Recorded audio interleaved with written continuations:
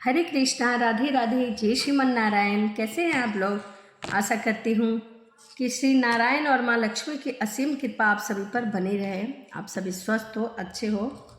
इसी कामना के साथ आज हम सुनेंगे ईश्वर का घर, या फिर आप ये कह सकते हैं कि भगवान का घर।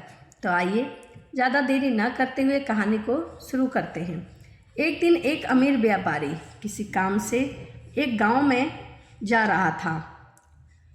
बारिश का मौसम था, झमाझम बारिश हो रही थी और रास्ते में जगह जगह गड्ढों में पानी भरा हुआ था। तभी अचानक रास्ते में उसकी गाड़ी खराब हो गई। व्यापारी के साथ कोई और नहीं था।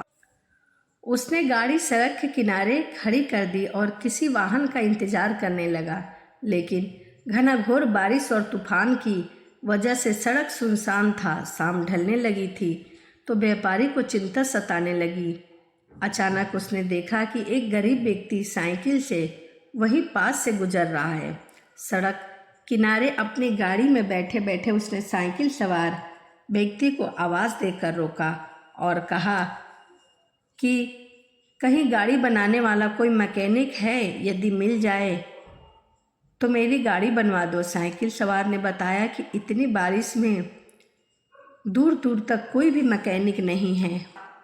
यह सुनकर व्यापारी चिंतित हो उठा। तब साइकिल सवार ने बड़ी विनम्रता से कहा, भाई साहब, अगर आप चाहते हैं तो पास ही बने भगवान के घर में आज रात विश्राम कर सकते हैं।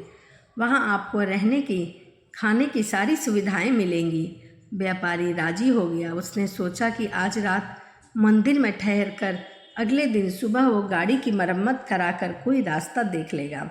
साइकिल सवार ने उसे अपनी साइकिल पर बिठाया और चल पड़ा। थोड़ी देर में दोनों एक छोटे से मकान के सामने जा पहुँचे। साइकिल वाले ने दरवाज़ा खटखटाया तो एक स्त्री ने दरवाज़ा खोला। व्यापारी को संबोधित करते हुए साइकिल वाले ने कहा, यह मेरी धर्मपत्नी है। इस भगवान के घर में सिर्फ हम दोनों ही रहते हैं। हमारे बच्चे शहर में नौकरी करते हैं। आइए अंदर पधारिए और आराम से बैठ जाइए। थोड़ी ही देर में साइकिल वाले की पत्नी गर्मा गर्म चाय नाश्ता लेकर आई। रात का खाना भी पकने लगा।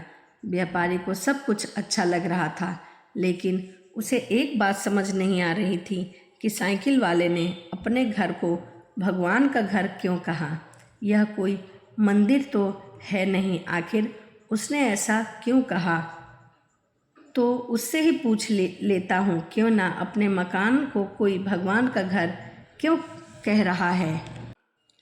लोग तो अक्सर यही कहते हैं कि यह मेरा घर है, यहाँ भगवान विराजमान है, यह मेरे बच्चे के घर है, यहाँ भगवान के लिए पूजा घर बनवाया है, या मेरे घर में भगवान आए हैं। यह सुनकर साइकिल वाले व्यक्ति ने कहा, हाँ, आपने ठीक कहा है। अक्सर लोग यही कहते हैं कि यह हमारा घर है और भगवान हमारे घर में विराजमान है, लेकिन हम ऐसा नहीं कहते, क्योंकि अगर हम अपना घर कहेंगे तो उसमें हम अपनी इच्छा अनुसार कुछ भी उल्टा पुल्टा काम कर सकते हैं, लेकिन अगर हमने भगवान का घर कहा है तो हम वहाँ कोई भी गलत आचरण वाले काम नहीं कर सकते हैं और हमेशा उन्हीं सद्विचारों में रहते हैं जैसे हम सब मंदिर के अंदर होते हैं। और मज़े की बात तो यह है कि जैसे कि लोग बोलते हैं कि मृत्यु के बाद हमें भगवान के घर जाना है, तो हम उस हिसाब को देखा जाए तो हम जीते जी ही भगवान के घर में रहने का सुख प्राप्त कर रहे हैं। उस गरीब व्यक्ति के इतने सुंदर विचार से व्यापारी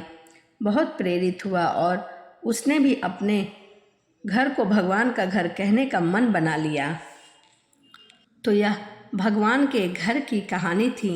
वीडियो आपको कैसी लगी कमेंट करके ज़रूर बताइएगा।